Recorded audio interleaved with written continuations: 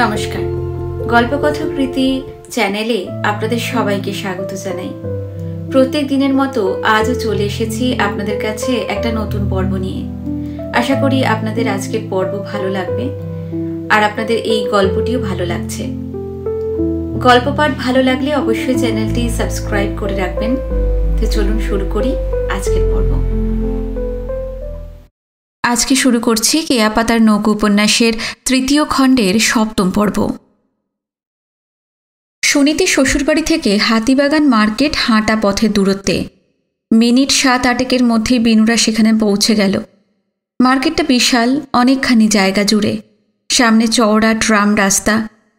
আনন্দ জানিয়ে দিল রাস্তাটার নাম কর্নওয়ালিস স্ট্রিট। ট্রাম লাইন উত্তর দিকে সোজা চলে গেছে গ্যালিব স্ট্রিটে। শ্যামবাজারে ওটার গা থেকে আর একটা লাইন বেরিয়ে গেছে বেলগাছিয়ায়। দক্ষিণ দিকে লাইনটা গিয়ে থেমেছে ধর্মতলায়। বউবাজার আর গ্রে স্ট্রিটের মুখে আরও দুটো লাইন এর সঙ্গে জুড়ে দেওয়া হয়েছে। খানিকটা ঘুরপথে ওই দুই রুট দিয়ে ডালহাউসি যাওয়া যায়। খুব ছেলেবেলায় বাবার সঙ্গে 2-1 উত্তর কলকাতার এই অঞ্চলে এসেছিল বিনু। তার খুব ঝাপসা স্মৃতি এখনও থেকে গেছে। পাড়া ওঠা, ঘষা আয়নায় ছায়া পড়লে যেমন দেখায়, অনেকটা সেই রকম। আনন্দ ট্রামলাইনের যে জটিল ভৌগোলিক বর্ণনা দিল তার সামান্যই মাথায় ঢুকল বিনুর। সে ভাবল এখন কলকাতায় তার স্থায়ী ঠিকানা। ক্রমশ এই শহরের রাস্তাঘাট, ট্রাম রুট, বাস রুট সম্পর্কে সড়গড় হয়ে উঠবে। মার্কেটের নিচের তলায় রাস্তার দিকে সারিবদ্ধ দোকান, জামা কাপড়ের, বাসনকোসনের, রেডিমেড পোশাকের, গয়নার, মিষ্টির। সবকটা দোকান ঘুরে বিনুর জন্য 4 ধুতি, শার্ট, পাজামা, আন্ডারওয়্যার, গেঞ্জি, ঝিনুকের জন্য 5 শাড়ি, ব্লাউজ, সায়া কিনল আনন্দ। অনেকগুলো ব্রাউন পেপারের প্যাকেট হয়েছে। 2 বড় চটের ব্যাগ কিনে প্যাকেটগুলো তার ভিতর পুড়ে নিল ওরা। কেনাকাটা সারতে ঘণ্টাখানেক লেগে গেল। রাস্তায় প্রচণ্ড ভিড়। ট্রাম, বাস, রিক্সা, মোটর, ঘোড়ার গাড়ি আর মানুষের দঙ্গল। যেদিকেই তাকানো যাক তুমুল ব্যস্ততা। কেউ কোথাও দাঁড়িয়ে নেই। সবাই ছুটছে, ঊর্ধ্বশ্বাসে ছুটেই চলেছে। আনন্দরা রাস্তায় নেমে এসেছিল। বিনুর হাতে জামা কাপড়ের ব্যাগ ছিল। আনন্দকে সেটা দিয়ে সে বলল, আপনি বাড়ি চলে যান, আমি হিরণদা আর ছোটদির সঙ্গে দেখা করে আসি। কিভাবে ওদের বাড়ি যেতে হবে শুধু সেটাই বলে দিন। আনন্দ অস্বস্তি বোধ করল। সুধাদের কাছে বিনুর যাওয়ার কারণ তার অজানা নয়। তাদের বাড়ির যা পরিবেশ, সেখানে আর এক লহমাও থাকা বিনুদের, বিশেষ করে ঝিনুকের পক্ষে আদৌ সম্মানজনক নয়। কিনে দারুণ কষ্ট ভোগ করে ওরা পাকিস্তান থেকে একটু আশ্রয়ের খোঁজে কাল মধ্যরাতে তাদের বাড়ি ছুটে এসেছিল। কিন্তু কিছুই করা গেল না। নিজের অক্ষমতা আনন্দকে ভীষণ ক্লেশ দিচ্ছে। ভিতরে ভিতরে পীড়নটা চলছে কাল রাত থেকেই। বিব্রত মুখে সে বলল, তুমি তো কলকাতায় কিছুই চেনো না, একা কি যেতে পারবে? বিনু তাকে পৌঁছে দিতে বললে সুধাদের বাড়ি গিয়ে চূড়ান্ত অপ্রস্তুত হবে। আনন্দ জানে সুধারা কোনো প্রশ্ন করবে না, জানতেও চাইবে না কেন ঝিনুককে ঘাট থেকে নামিয়ে তাদের কাছে গছাতে এসেছে। কিন্তু ওদের জানতে না চাওয়ার মধ্যে অনেক নীরব প্রশ্ন মাথা উঁচিয়ে থাকবে। সুধাদের চোখের দিকে তাকানো যাবে না, লজ্জার এক শেষ। মরমে একেবারে মরে যেতে হবে। মিনু বলল, ঠিকানা যখন জানি তখন আমি ঠিক চলে যেতে পারবো। কাল রাত্রিরেও কারোর সাহায্য ছাড়াই তো ঝিনুককে নিয়ে আপনাদের বাড়ি এসেছিলাম। যাক, ছেলেটা তাকে বাঁচিয়ে দিয়েছে, সঙ্গে যাওয়ার জন্য জোর করেনি। অস্বাচ্ছন্দ্য অনেকটাই কেটে গেল আনন্দর। ধীরে সুস্থে বিশদভাবে টালিগঞ্জ যাবার রুটটা জলের মতন বিনুকে বুঝিয়ে দিল সে। হাতিবাগান থেকে ট্রামে স্প্ল্যানেডের কার্জন পার্ক, সেখান থেকে ফের ট্রাম ধরে টালিগঞ্জ রেল ব্রিজের পর সেকেন্ড স্টপেজ। কন্ডাক্টরকে আগে বলে রাখলে ঠিকমতো নামিয়ে দেবে। তারপর রাস্তা পেরিয়ে বাঁ দিকে খানিকটা ঢুকলেই জাফর শাহ রোডে সুধাদের বাড়ি। আনন্দ বলতে লাগলো, যদি মনে হয় রাস্তা গুলিয়ে যাচ্ছে তাহলে লোকজনকে একবার জিজ্ঞাসা করে নিও। হ্যাঁ হ্যাঁ, ঠিক আছে। স্প্ল্যানেড রুটের একটা ট্রামের ফার্স্ট ক্লাসে বিনুকে তুলে দিল আনন্দ। অফিস টাইমে ঠাসাঠাসি ভিড় এখন নেই। তবু ট্রামে প্রচুর প্যাসেঞ্জার। তার মধ্যে এক কোণে দাঁড়াবার একটু জায়গা পেয়ে গেল বিনু। 4-5টা স্টপেজ পেরুবার পর জানলার পাশে একটা সিটও পেল। বাইরে রাস্তার দুধারে লাইন দিয়ে উঁচু উঁচু বাড়ি, মানুষজন, সিনেমা হল, পার্ক, ধাবমান গাড়ি ঘোড়া। সেই কোন ছেলেবেলায় এখান থেকে রাজদিয়ায় চলে গিয়েছিল বিনু। কলকাতা ক্রমশ ঝাপসা হতে হতে তার কাছে হয়ে উঠেছিল ধূসর স্মৃতির শহর। এতকাল বাদে ফিরে এসে সতত চঞ্চল এই মহানগরের বিশালতা আর চোখ ধাঁধানো জৌলুসে তার রোমাঞ্চিত হবার কথা। কিন্তু চারপাশে দৃশ্যাবলী, হইচই এবং যানবাহনের পাঁচমিশালি চড়া আওয়াজ তার মাথায় কোনো ছাপই ফেলছে না। সব কিছু ছাপিয়ে বারবার তারপাশা, গোয়ালন্দ আর শিয়ালদা স্টেশনের চিত্র চোখের সামনে ফুটে উঠছে। কারজান পার্কে এসে টালিগঞ্জের ট্রাম ধরল বিনু। এদিকে ট্রামে ভিড় নেই, অল্প কটি যাত্রী কামরার এখানেই ওখানে ছড়িয়ে ছিটিয়ে বসে আছে। একসময় ট্রাম ছাড়ল। বাঁয়ে চকচকে মসৃণ চৌরঙ্গি, তার ওধারে পরপর metro, cinema, new market, museum ইত্যাদি পেরিয়ে এগিয়ে চলল বিনুরা। পার্ক স্ট্রিট পর্যন্ত ঢিলেঢালা মেজাজে চলার পর হঠাৎ গতি বেড়ে গেল ট্রামটার। রাস্তার ওপাশে এখনও বাড়ির পর বাড়ি, আর্মি অ্যান্ড নেভি বিল্ডিং, দাঁড়ভাঙ্গা মহারাজের ম্যানশন যার উঁচু মিনারে বিশাল ঘড়ি আটকানো, বিশপস হাউস ইত্যাদি। আর এক পাশে যত দূর চোখ যায় নিবিড় ঘাসে ঢাকা গড়ের মাঠ। দুপুরের রোদে সারা ময়দান জুড়ে তীব্র সবুজ আলোর ঝলক। অনেক দূরে মাঠ চিরে যে রাস্তাটা উত্তর দক্ষিণে কোনাকুনি চলে গেছে, সেটার উপর দিয়ে অগুন্তি প্রাইভেট কারের ছোটোছুটি। ট্রামের জানালা দিয়ে মনে হয় ছোট ছোট খেলনা গাড়ি।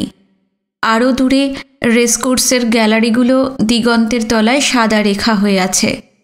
মাঠের দক্ষিণ দিকে রাজকীয় মহিমায় ভিক্টোরিয়া মেমোরিয়াল, সেটার চূড়োয় পড়ি নিচে চলেছে ক্লান্তিহীন। এই দুপুরবেলায় আগের রাতের কুয়াশার লেশটুকুও নেই, নেই ছিটে ফোঁটা লঘু মেঘ।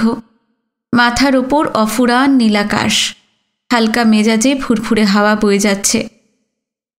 চৌরঙ্গীর বড় বড় ম্যানশন, গড়ের মাঠ, কোনো কিছুই অচেনা নয়।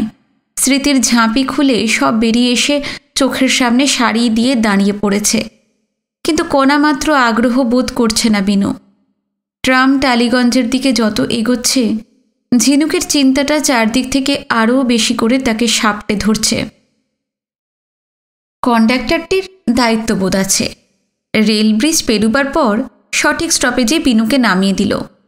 শহরের এই দিকটা আনন্দদের এলাকার মতো অত জমকালো নয়। ইটের দেওয়াল আর টিন বা অ্যাসবেস্টাসের ছাউনিওয়ালা বাড়িই বেশি। ফাঁকে ফাঁকে 2-4টে দোতলা তেতলা। উল্টো দিকে চাপ বাঁধা বস্তি, সেগুলোর মাথায় খাপড়ার চাল। সব মিলিয়ে দিন ও মলিন। ট্রাম রাস্তা পেরিয়ে বাঁ দিকে একটা রাস্তায় ঢুকে খানিক এগুতেই ডান পাশে জাফর শাহ রোড। বড় রাস্তার তুলনায় এদিকটা ঢের বেশি জমজমাট। পুরনো বাড়ির পাশাপাশি নতুন নতুন বহু বাড়ি উঠেছে, অনেকগুলোর কাজও চলছে। তবে চারিদিকে প্রচুর ফাঁকা জায়গা, ডোবা, পানাপুকুর, বাঁশঝাড়, তালগাছ, বেশ কিছু নিচু নিচু মাঠও চোখে পড়ছে। সেখানে ডাঁই হয়ে আছে আবর্জনা। একটা চায়ের দোকানে খোঁজ করতেই দোকানদার হিরণদের বাড়িটা দেখিয়ে দিল। ছিমছাম দোতলা, নিচু বাউন্ডারি ওয়াল দিয়ে ঘেরা। সামনের দিকে কাঠের গেট, এক ফালি ফুলের বাগান। গেট খুলে বাগানের ভেতর দিয়ে কপা গেলেই সিমেন্টের 3টে উঁচু ধাপ। উপরে উঠে বন্ধ দরজার কড়া নাড়ল বিনু। মায়ের পেটের বোনের কাছে এসেছে, তবু বুকের ভিতরটা ভীষণ কাঁপছে। কিছুক্ষণ পর দরজা খুলে গেল। সামনে সুধা। অবাক বিস্ময়ে সে তাকিয়ে রইল, যেন পলক পড়ছে না। স্বচক্ষে বিনুকে দেখেও যেন তার বিশ্বাসই হচ্ছে না। বিষয়টা থিততে কয়েক লহমা লাগল। তারপরে খুশিতে চেঁচিয়ে উঠল, ওমা তুই! আমি ভাবতেই পারছি না। আয় আয়, ভেতরে আয়, ভেতরে আয়। বিনুর হাত ধরে টানতে টানতে দোতলার একটা ঘরে সে নিয়ে এলো। নিশ্চয়ই বসার ঘর, ফিটফাট সাজানো গোছানো। একটা বেতের সোফায় ভাইকে বসিয়ে গা ঘেঁষে বসল। বিনুর হাতটা তার নরম মুঠিতে ধরা রয়েছে। ভাইয়ের দিক থেকে পলকের জন্য চোখ সরায়নি সুধা। গভীর গলায় বলল, কত বছর পর দেখা হলো। বাবা বিনু, তুই কত বড় হয়ে গেছিস রে। যুদ্ধ শেষ হবার মুখে মুখে রাজদিয়ায় সুধা সুনীতির বিয়ে হয়েছিল একই দিনে, একই লগ্নে। সুধার বৌভাত হয়েছিল রাজদিয়াতেই, কেননা হিরণের ঠাকুরদা জেঠিমা তখনও পূর্ব বাংলার ওই শহরেই থাকতেন। সুনীতির বৌভাত হয়েছিল বেশ কয়েকদিন পরে কলকাতায়। সুধার বৌভাতের পর সুনীতি, আনন্দ, সুধা, হিরণ, হেমনাথ, অবনীমোহন, ঝিনুক, স্নেহলতা, বিনু সবাই একসঙ্গে কলকাতায় এসে হৈ হৈ করে কদিন কাটিয়ে গিয়েছিল। 42-এ শেষাশেষি মহাযুদ্ধ যখন পুরোদমে চলছে, ডিফেন্সে চাকরি নিয়ে কলকাতায় চলে এসেছিল হিরণ। তখন সে থাকত মির্জাপুরের একটা মেসে। বিয়ের পর পার্ক সার্কাসের এক পাঁচমিশালি পাড়ায় বাড়ি ভাড়া নিয়েছিল। সুনীতির বৌভাতে এসে সেই বাড়িতেই গেছে বিনুরা। সুধা আর হিরণের সঙ্গে তার সেটাই শেষ দেখা। যুদ্ধের পর একটা বছর কাটতে না কাটতেই সারা ভারতবর্ষ উথাল পাথাল হয়ে গেল। রাজদিয়ায় খবর পৌঁছেছিল 46-এ 16ই আগস্ট জিন্নার ডাইরেক্ট অ্যাকশনের ডাকে সারা কলকাতা বদ্ধভূমি হয়ে উঠেছে। চারিদিকে শুধু আগুন, নির্বিচার হত্যা আর ধর্ষণ। নরকের লক্ষ্য দরজা হাট করে খুলে দেওয়া হয়েছে। পৃথিবীতে আলো নেই, বাতাস নেই, সারা কলকাতা সেদিন হননপুরী। সেই সময় পার্ক সার্কাসের বাড়িতে ভয় আতঙ্কে বুকের ভিতরটা হিম হয়ে যাচ্ছিল সুধাদের। উন্মাদ হত্যাকারীর দঙ্গল বাড়ি বাড়ি হানা দিয়ে শিকার খুঁজে বেড়াচ্ছে। মৃত্যু যখন প্রায় অবধারিত, হঠাৎ দৈব প্রেরিতের মতন মিলিটারি পুলিশ এসে তাদের উদ্ধার করে ভবানীপুরের এক গুরুদ্বারার রিলিফ ক্যাম্পে পৌঁছে দেয়। সেখানে মাসখানেক কাটিয়ে দাঙ্গার তাণ্ডব কমে এলে টালিগঞ্জের এই নিরাপদ এলাকায় বাড়ি ভাড়া করে ওরা চলে আসে। রাজদিয়ায় চিঠি লিখে হিরণ এই বাড়ির ঠিকানা জানিয়ে দিয়েছিল। অনেকদিন বাদেই সুধাকে দেখল বিনু। নিরবধিকালের মাপে মাঝখানের কটা বছর কি আর এমন, নেহাতি বিন্দুবৎ। তবু মহাযুদ্ধ, দাঙ্গা, দেশভাগ, লক্ষ লক্ষ শরণার্থীর সীমান্তের এপারে চলে আসা, সব মিলিয়ে মনে হয় 1000 আলোকবর্ষ পার হয়ে গেছে। সুধাকে দেখে কম খুশি হয়নি বিনু। দুই বোনের মধ্যে ছোটদি তার বেশি প্রিয়। তারা পিঠোপিঠি, বয়সের তফাতও কম। সুধার বিয়ের আগে পর্যন্ত পরস্পর ছায়ার মতন লেপটে থেকেছে। সারাক্ষণ হিহি হাসি, নইলে মারদাঙ্গা। অতি তুচ্ছ ব্যাপার নিয়ে অবিরাম খুনসুটি। এই উদ্দাম ভাব, পরক্ষণে তুলকালাম ঝগড়া। মহাসংগ্রামের পর মহাশান্তি। এত বছর পর সুধা তার পাশে বসে আছে। বুকের ভিতর আবেগের বলক ওঠার কথা, কিন্তু সেই চিন্তাটা অবিরল দংশন করে চলেছে মস্তিষ্কে। ঝিনুক। সুধার প্রথম দিকের উচ্ছ্বাস স্থিতি এসেছিল। ভারী গলায় বলল, তোকে যে ফের দেখতে পাবো ভাবতেই পারিনি। কি দুশ্চিন্তায় যে দিন কাটছিল। তুই একটু বস, আমি আসছি বলেই ছুটে ঘর থেকে বেরিয়ে যায়। পরক্ষণে ফিরে আসে সঙ্গে হিরণ। হিরণের গায়ে চাদর জড়ানো, চোখ মুখ টসটস করছে, মনে হয় অসুস্থ। সুধার মতন অপার বিস্ময়ে বিনুকে দেখতে দেখতে তার কাছে বসে পড়ে। ব্যগ্র সুরে জিজ্ঞেস করে, রাজদিয়া থেকে কবে এলে বিনু? কাল, ঢাকা মেলে। 1 মাস ধরে রোজ অফিস ছুটির পর শিয়ালদা যাচ্ছি। রিফিউজি বোঝাই হয়ে যে ট্রেন আসে, সেটার প্রত্যেকটা কামরায় গিয়ে আমি খোঁজ করেছি।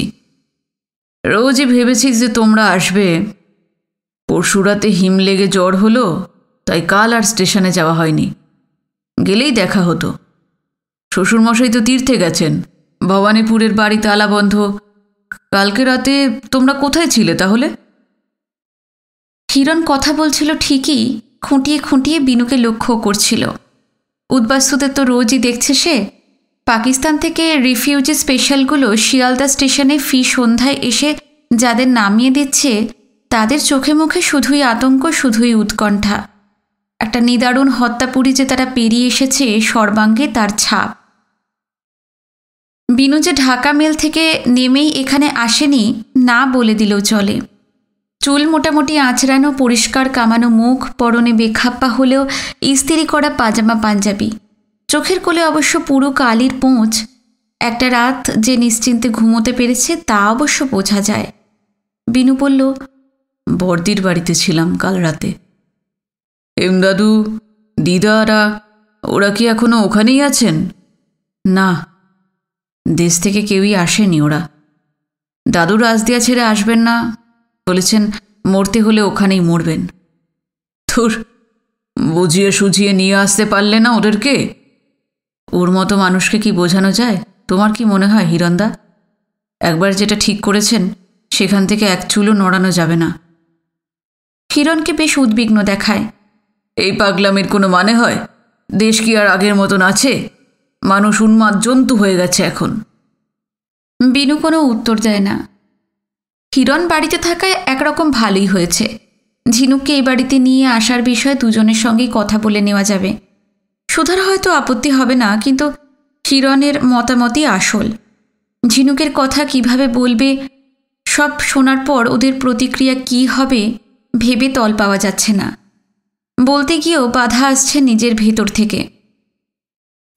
হিরণ বলে যাচ্ছিল, খবরের কাগজ খুললেই ইস্ট পাকিস্তান জুড়ে শুধু খুন, আগুন, লুটপাট, মেয়েদের উপর অকথ্য অত্যাচার। উফ, ট্রেন বোঝাই হয়ে হাজার হাজার মানুষ পালিয়ে আসছে। রোজ তার ছবি বেরোয়, রেডিওতেও একই খবর। আমরা তো সারাক্ষণ আতঙ্কে আছি। অফিস ছুটি হলে দিনের পর দিন শিয়ালদায় গিয়ে খোঁজ নিয়েছি যে তোমরা এলে কি না। যদি রাজদিয়া কি তার চারপাশের গ্রামগঞ্জ থেকে কেউ এসে থাকে, চেনা জানা তাদের খুঁজে খুঁজে বার করার চেষ্টা করেছি। ভেবেছি ওদের কাছ থেকে হয়তো তোমাদের খবর পাবো। কদিন আগে স্টেশন চত্বরের বাইরে তো পতিত পাবনকে দেখলাম। ফ্যামিলি নিয়ে কি যে কষ্টে আছে বেচারা। হ্যাঁ, পতিত পাবনের সঙ্গে কাল আমারও দেখা হয়েছে।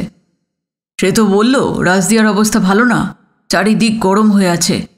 রোজ শিয়ালদা যাই আর 2-4 দিন পর পর তোমাদের চিঠি লিখি, কিন্তু কোনো উত্তর নেই। আমরাও তো আপনাকে, বাবাকে আর আনন্দদাকে কত চিঠি লিখেছি।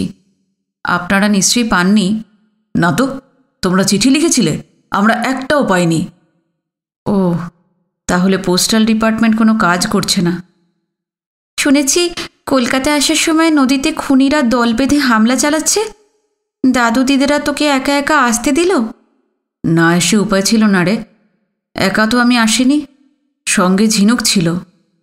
ঝিনুক মানে ঢাকায় গিয়ে যার ধর্ষণের খবরটা বিশ্বব্রহ্মাণ্ডের কারোর আর জানতে বাকি নেই।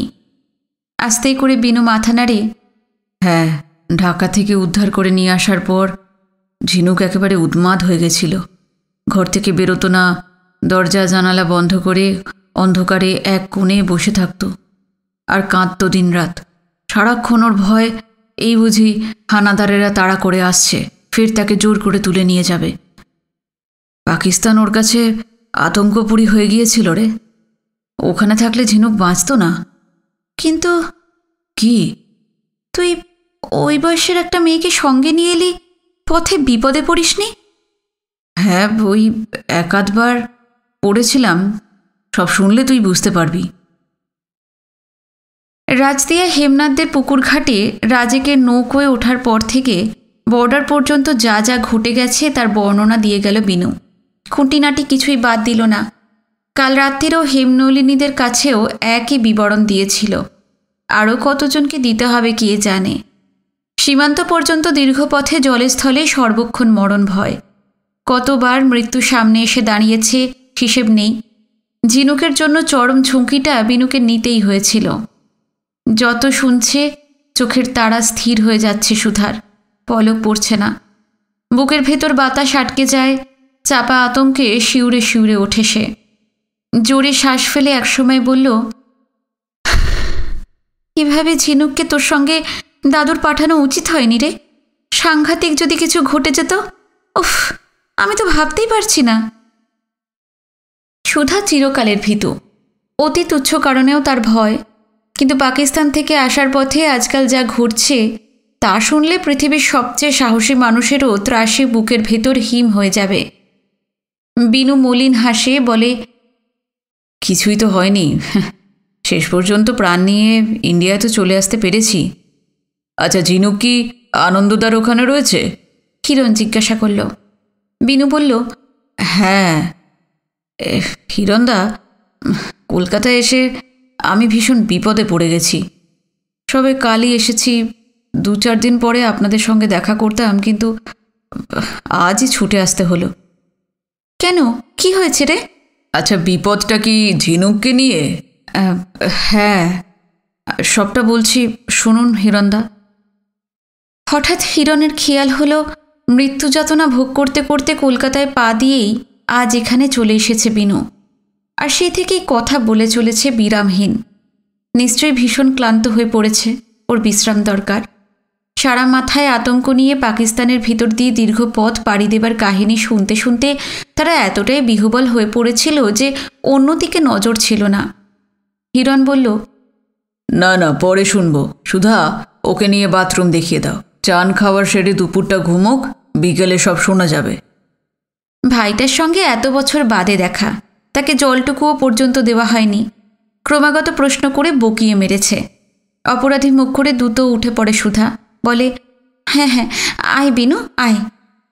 বিনু বসেই থাকে, বলে, না, বড়দির বাড়িতেই চান করে সকালের খাবার খেয়ে এসেছি, এখন আর কিছু খাবো না। আমি বেশিক্ষণ থাকতেও পারবো না, তোদের সঙ্গে দরকারি কথাটা সেরেই ফিরে যাব। তুই বস না ছোটদি। এখনই যাবার এত তারা কিসের তোর? তুই এখানে এসেছিস, দিদি আনন্দদা ওরা কি জানে না? জানে। তাহলে আর কি, ওরা নিশ্চয়ই বুঝবে, আমরা তোকে যেতে দিইনি। না না, আমি ওদের কথা ভাবছি না রে, আমি ঝিনুকের জন্যই ফিরে যেতে হবে। ও বাড়িতে তো দিদি আছে, আনন্দদা আছে, মাইমা আছেন, গন্ডা গন্ডা কাজের লোকও আছে। শোন, ঝিনুকের আদর যত্নে ত্রুটি হবে না। তোদের বললাম তো, যে ঝিনুককে তোরা দেখে এসেছিস, ঢাকা থেকে ফেরার পর সে আর তা নেই। কি করে যে, কি কষ্ট করে যে আমরা খানিকটা সুস্থ করে তুলেছি, তুই চিন্তাও করতে পারবি না। এখানে দাদু নেই, দিদারা নেই, আমাকে বেশিক্ষণ না দেখলে খাবে না, চান করবে না, আর এমন পাগলামি শুরু করবে যে কারোর পক্ষে সামলানো মুশকিল হয়ে পড়বে। আমাকে আটকে রাখিস না ছোটদি। অভিমানের সুরে সুধা কি বলতে যাচ্ছিল ইশারায় থামিয়ে সোফা দেখিয়ে দিল হিরণ। সুধা ধীরে ধীরে ফের বসে পড়ে। হিরণ বিনুর চোখের দিকে তাকায়, বলে, ঠিক আছে, তুমি ফিরে যেও, কিন্তু এখন তোমার দরকারি কথাটা বলো।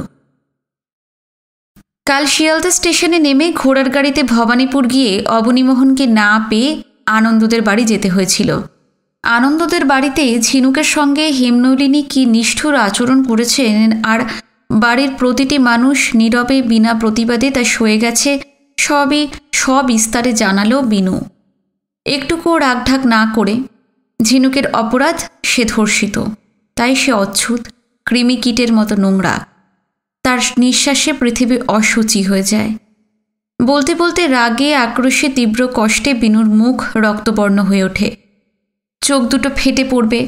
আনন্দদের বাড়িতে মাথা নুইয়ে চুপ করেছিল, নিরুদ্ধ ক্রোধ আগুনের হলকা হয়ে এখন বেরিয়ে আসছে।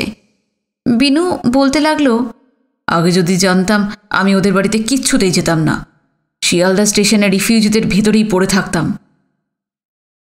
হিরণ বিনুর পিঠে নরম করে একখানা হাত রাখে, বলে, ভবানীপুর পর্যন্ত এসেছিলে, সেখান থেকে আমাদের বাড়ি তো খুব দূরে নয় বিনু, তোমরা এখানে কেন চলে এলে না? আমি ঠিকানাটা জানি, কিন্তু এদিকে তো কখনো আগে আসিনি, তার উপর অনেক রাতও হয়ে গিয়েছিল হিরণদা। খিদে তেষ্টায় ধকলে আমরা তখন ধুঁকছি। আনন্দদাদের বাড়িতে আগে গেছি, আবছাভাবেও মনে ছিল, তাই ওখানেই চলে গিয়েছিলাম। তখন কি জানতাম? বিষণ্ণ হিরণ আস্তে আস্তে মাথা নাড়ে। বিনুর ক্ষোভের দুঃখের অভিযোগের সহস্র কারণ রয়েছে। হেমনলিনী অতটা কঠোর না হলেই পারতেন। সেই ছেলেবেলা থেকে ঝিনুককে চেনে সে। মেয়েটার জন্য বুকের ভিতর চিনচিনে একটা ব্যথা গোপন স্রোতের মতন ছড়িয়ে পড়ে। যে ফুটন্ত উত্তেজনা বিনুর মাথায় টকবক করছিল, হঠাৎ সেটা জুড়িয়ে যায়। হিরণের একটা হাত আঁকড়ে ধরে বলে, এক মুহূর্ত আর আনন্দদাদের বাড়ি থাকতে চাইছে না ঝিনুক। জোর করে ওখানে রাখলে মেয়েটা মরে যাবে হিরণদা। বাবা যে কদিন না ফিরছে, আপনাদের বাড়িতে আমাদের থাকতে দেবেন? এ তুমি কি বলছো বিনু? কদিন কেন? তোমরা যতদিন ইচ্ছে আমাদের কাছে থাকবে। তোমার ছোটদির বাড়ি, এ তো তোমারও বাড়ি। ঝিনুককে কবে নিয়ে আসতে চাইছো তুমি বলো? আবেগে হিরণের গলা কাঁপতে থাকে। কতকাল পর ফুসফুস বোঝাই করে সহজভাবে বাতাস টানতে পারল নিজেই জানে না বিনু। টালিগঞ্জের দিকে পা বাড়ানোর সময় যে দ্বিধার সংশয়টুকু ছিল সব উধাও। বলল, আজই চলো, আমি তোমার সঙ্গে যাচ্ছি। কিরণ বলল। সুধা ব্যস্তভাবে বলল, জ্বর গায়ে তোমাকে আর বেরোতে হবে না, ঝিনুককে আনতে আমি ওর সঙ্গে যাব। কয়েক পলক কি ভেবে নিল বিনু। সুধাকে বলল, না না, কারোরই যাবার দরকার নেই। তোরা গেলে মনে করবে আমি নালিশ করতে এসেছিলাম, তাই ঝিনুককে নিয়ে যেতে এসেছিস। এতে ওরা হয়তো ভীষণ অপমানিত বোধ করবে। এক ঘনিষ্ঠ আত্মজনের কাছে যে মেয়ে অবাঞ্ছিত আরেক আত্মীয় তাকে আশ্রয় দেবার জন্য পরিমরি করে বাড়ি অবধি দৌড়ে এসেছে, হেমনলিনী তা হয়তো ভালো চোখে দেখবেন না, তার অহংবোধে ঘা লাগবে। বিনু বলল, মাঝখান থেকে তোদের সঙ্গে বর্দির শ্বশুরবাড়ির সম্পর্কটাও খারাপ হয়ে যাবে। তোরা এখানে এসে থাকবি সেটা কি ওরা জানতে পারবে না? জানুক, ভাববে আমি ঝিনুককে তোদের কাছে নিয়ে এসেছি, তোরা নিতে আসিসনি। আত্মীয় স্বজনদের মধ্যে কত রকম জটিলতা, কত রকম টানা পড়েন। সামান্য এদিক ওদিক হলে সম্পর্কের সুতোগুলো কখন পটপট ছিঁড়ে যাবে কেউ জানে না। কলকাতায় পা দিয়ে এসব বুঝতে শিখেছে বিনু। এক লহমায় তার বয়স আচমকা অনেকটা বেড়ে গেছে যেন। হিরণ একদৃষ্টে লক্ষ্য করছিল, কবছর আগে রাজদিয়ায় যে চঞ্চল কিশোরটিকে দেখে এসেছে, কি নিষ্পাপী না ছিল সে। মুখে জগতের সবটুকু সারল্য মাখানো, দু চোখে অগাধ বিস্ময় নিয়ে এই পৃথিবীর দিকে তাকিয়ে থাকত। সে কি এই বিনু যে তার আর সুধার মাঝখানে এখন বসে আছে? কত অল্প সময়ে কত পরিণত হয়ে উঠেছে সে, কত অভিজ্ঞ। সংসারের নানা খুঁটিনাটির দিকে তার এখন তীক্ষ্ণ নজর। হিরণ বলল, না না, বিনু ঠিকই বলেছে, ও নিজেই ঝিনুককে নিয়ে আসুক। কিন্তু হিরণদা, কি বলছো? না, বর্দিরা বলছিল আপনার ঠাকুরদা আর জেঠিমা দেশ থেকে এসে এখানেই থাকেন, এখন পাটনায় বেড়াতে গেছেন। তা হঠাৎ যদি ওরা ফিরে আসেন। ইঙ্গিতটা স্পষ্ট। হিরণের মুখে চকিতে ছায়া পড়ে। ঝিনুকের লাঞ্ছনার অনুপঙ্খ বর্ণনা শুনতে শুনতে সে এতটাই অভিভূত হয়ে গিয়েছিল যে ঠাকুরদা আর জেঠিমার কথা মনে পড়েনি।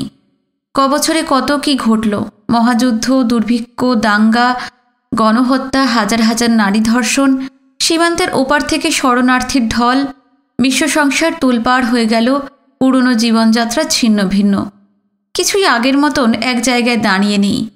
সময় কত পাল্টে গেছে, কিন্তু এতটুকু বদলাননি ঠাকুরদা আর জেঠিমা। হেমনলিনীর মতো ওঁরাও একই ছাঁচে ফেলা। দুই বুড়ো বুড়ি কি ঝিনুককে সহজভাবে মেনে নেবেন? মনে হয় না। কিন্তু বিনুকে তো কথা দেওয়া হয়ে গেছে, এখন আর ফেরানো যাবে না। দ্বিধা কাটিয়ে সপ্রতিভ হওয়ার চেষ্টা করল হিরণ। শোনো বিনু, মাসখানেকের ভেতর ওদের আসার সম্ভাবনা নেই, আর ওরা এলে তখন দেখা যাবে। হিরণদা, আর একটা অনুরোধ। হ্যাঁ বলো। কেউ ঝিনুকের সামনে ঢাকার কথা বা পাকিস্তানের কথা তুলবেন না। ওর পুরনো স্মৃতি একেবারে ভুলিয়ে দিতে হবে। যে কারণে ঊর্ধ্বশ্বাসে টালিগঞ্জে ছুটে আসে সেটা চুকে যাবার পরেও খুব সহজে বেরোনো গেল না। ভাই এতকাল বাদে এসেছে, প্রথম দিন সে কিছু মুখে না দিয়ে চলে যাবে? সুধা কি তাই যেতে দিতে পারে? শেষ মুহূর্তে কেঁদে কেটে বিনুকে জোর করে হিরণের কাছে বসিয়ে রান্নাঘরে চলে গিয়েছিল। ঘরে ভালো মিষ্টি আছে। অল্পবয়সী কাজের মেয়েটিকে সঙ্গে নিয়ে ক্ষিপ্র হাতে লুচি ভেজে থালা বোঝাই করে নিয়ে এলো। এই ভর দুপুরে এত লুচি মিষ্টি খাওয়া যায়? কিন্তু সুধা যা জেদি আর অভিমানী, কোনো কথাই শুনবে না। আপত্তি করলে সময় নষ্ট। সামনের দেওয়াল ঘড়িতে 1:27। এখান থেকে সুনীতিদের বাড়ি ফিরে যেতে যেতে 2:30 বেজে যাবে। এতক্ষণ তাকে না দেখে ঝিনুক যে কী কাণ্ড বাঁধিয়ে বসে আছে কে জানে। বিনু কোগড়াশে খেতে লাগল। খাওয়া যখন প্রায় শেষ, বাইরের বাগানের দিক থেকে কেউ চেঁচিয়ে চেঁচিয়ে ডাকতে লাগলো, সুটো দিদি, ও সুটো দিদি, আমি আয়সা গেছি, তলে দুয়ার বন্ধ রইছে, একটু দাঁড়াও। কণ্ঠস্বর উঁচুতে তুলল সুধা। তাদের বাড়ির কাজের মেয়েটির নাম উমা। তাকে ডেকে একতলায় গিয়ে সদর দরজা খুলে দিতে বলল। নিচে থেকে যে ডাকছিল তার গলা বিনুর কেমন চেনা চেনা লাগছিল। জিজ্ঞেস করল, লোকটা কে রে ছুটদি? তোমার খুব জানাশোনা, এলেই দেখতে পাবে, একটু অপেক্ষা করো। তার মুখে মৃদু হাসি। হাসিটা হালকা রহস্যের আবরণে মোড়া। খানিক পর উমা যাকে সঙ্গে করে নিয়ে এলো, তার সঙ্গে এই জীবনে যে আর কখনো দেখা হবে, তাও আবার এই টালিগঞ্জের বাড়িতে, কে ভাবতে পেরেছিল? বিনুর সামনে যুগল দাঁড়িয়ে। দেশভাগের ঠিক পরে ফের দাঙ্গা বাঁধলে ভাটির দেশ থেকে শ্বশুরবাড়ির লোকজনদের নিয়ে রাজদিয়া এসে এক লহমা বিনুদের সঙ্গে দেখা করেই ইন্ডিয়ায় পালিয়ে এসেছিল যুগল। যুগলের স্মৃতি কবেই ঝাপসা হয়ে গেছে তারপর। কিন্তু জীবন এক আশ্চর্য জাদুকর। কখন যে গোপন ঝুলি থেকে কী চমক বার করে আনবে, আগে ভাগে টেরও পাওয়া মুশকিল। সময়ের পলি পড়ে পড়ে মন থেকে যে মুছে গিয়েছিল, পৃথিবীর আরেক প্রান্তে সহসাই হয়তো তার সঙ্গে একদিন দেখা হয়ে যায়। রাজদিয়ায় হেমনাথের বাড়ি যেদিন প্রথম যুগলকে কামলা খাটতে দেখেছিল বিনু, কি চমৎকারই না ছিল সে। কোষ্ঠী পাথরে কাটা চেহারা, পেটানো সতেজ স্বাস্থ্য, চওড়া বুকের ছাতি সর্বক্ষণ টকবক করে ফুটছে। শক্তপোক্ত কাঠামোটা যুগলের অটুটি আছে, কিন্তু স্বাস্থ্যের অনেকটাই খোয়া গেছে।